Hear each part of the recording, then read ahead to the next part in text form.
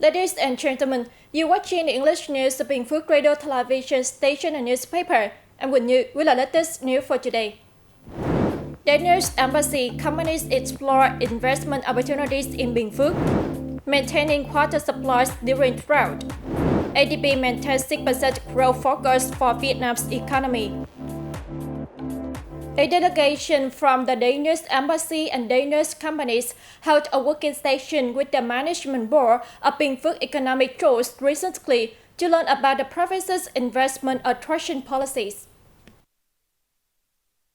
The delegation was given an overview of local strengths, potential advantages in various economic sectors, and the investment attraction policies on offer.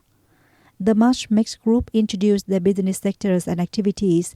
Its main strength lies in the field of processing and crushing bio-oil, as well as organic fertilizer production.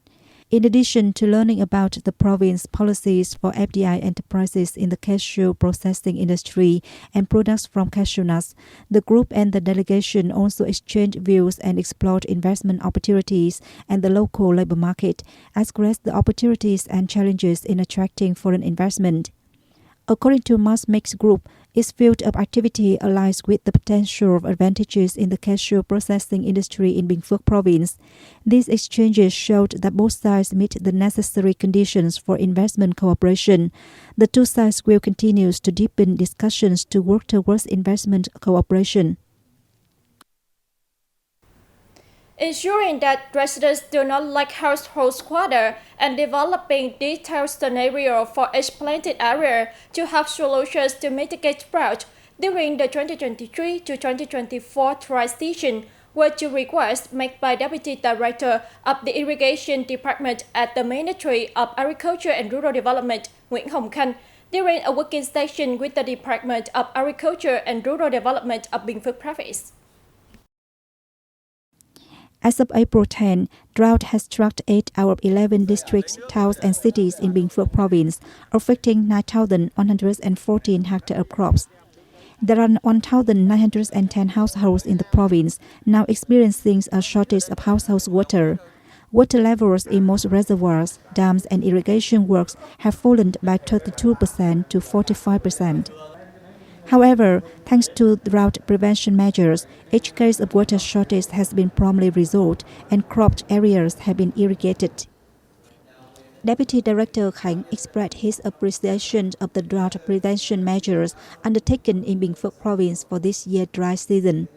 He proposed that the province develop detailed plans for each drought scenario by area and crop type to have effective coping solutions and not to allow any residents to lack household water.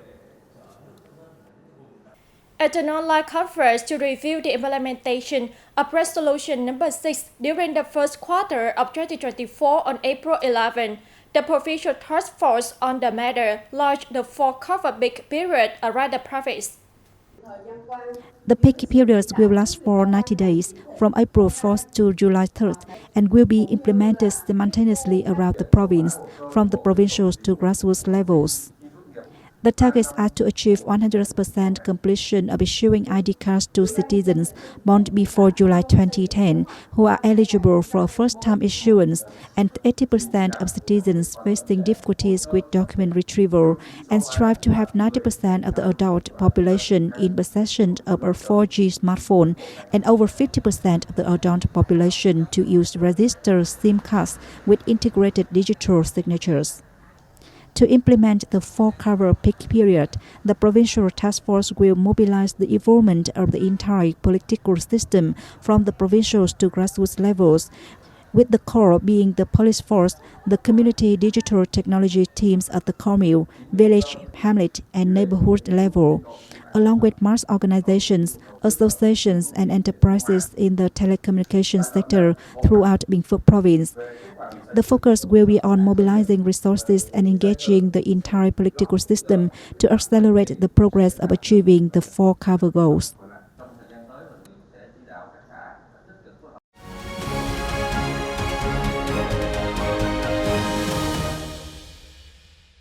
And now moving to other news related to Prime Minister Phạm Minh Chính. On April 11, Prime Minister Phạm Minh Chính ordered ministries and heads of ministerial level agencies to focus on accelerating the drafting, submission and issuance of detailed regulations and guidelines for implementing laws and ordinances passed by the National Assembly. Chairing a monthly government lawmaking session to discuss the draft law on value-added tax, amended, and a plan to increase revenue sources and save regular budget spending in 2023, Prime Minister Chin said tax policies must be tailored to prioritized sectors and contribute to removing bottlenecks and limitations, ensuring a balance of interests between the state, citizens, and businesses. Ministers and heads of ministerial-level agencies were requested to concentrate resources and direct the completion of law projects following regulations of the law on promulgation of legal documents, and to be responsible for the content and quality of those projects, ensuring that there are no provisions inserted to serve the interests of particular groups. The government leader also asked for close coordination among ministries and agencies in building and finalizing law projects and ordinances. Chairman of the National Assembly Vương Đình Huệ and her high-ranking delegation of Vietnam had a number of activities in China on April 11 as part of Vietnamese leaders' official visit to the country. National Assembly Chairman Vương Đình Huệ on April 11 visited China's Shanghai Free Trade Zone and met with leaders of the Municipal People's Congress and Administration of Shanghai as well as the zone. The zone, established in September 2013, is becoming the first pilot free trade one of China, contributing to expanding the economic scale of Shanghai and attracting foreign investment. National Assembly Chairman Huệ said he hopes the Municipal People's Congress and Administration will continue to share experience with Vietnamese National Assembly agencies in building a mechanism framework for the operations of pilot free trade zones. Leaders of Shanghai and the Shanghai Free Trade Zone affirmed that on the foundation of the Vietnam-China Joint Statement on the building of a Vietnam-China community of a shared future with strategic meaning, they will promote economic and trade cooperation with Vietnam, welcome and stand ready to share experience with Vietnamese sectors and localities for common development. During his official visit to China on April 11, National Assembly Chairman Vương Đình Huệ met with Wang Ning, Secretary of Yunnan Provincial Party Committee in Kunming City. Both sides expressed satisfaction with the recent progress in bilateral relations and discussed measures to enhance cooperation between Vietnamese ministries, localities, and Yunnan province. Chairman Huệ suggested preserving revolutionary historical sites in Yunnan, while Wang Ning affirmed Yunnan's commitment to friendly cooperation with Vietnam. They agreed to strengthen collaboration in various sectors including agriculture, renewable energy, healthcare, culture, education, and tourism. The Asian Development Bank has maintained its early growth projection for Vietnam this year despite lingering uncertainties in the external environment. The country's economy is expected to grow at 6% and 6.2% in 2024 and 2025, respectively, at a conference held in Hanoi on April 11. According to ADB, Vietnam's economy is expected to grow at a solid pace this year and the next, despite challenging global environment. To accelerate growth, stronger measures are required to address domestic structural fragilities such as heavy reliance on FDI-led manufacturing exports, weak linkages between manufacturing export industries and the rest of the economy, incipient capital markets, an over-reliance on bank credit, and complex regulatory barriers to business.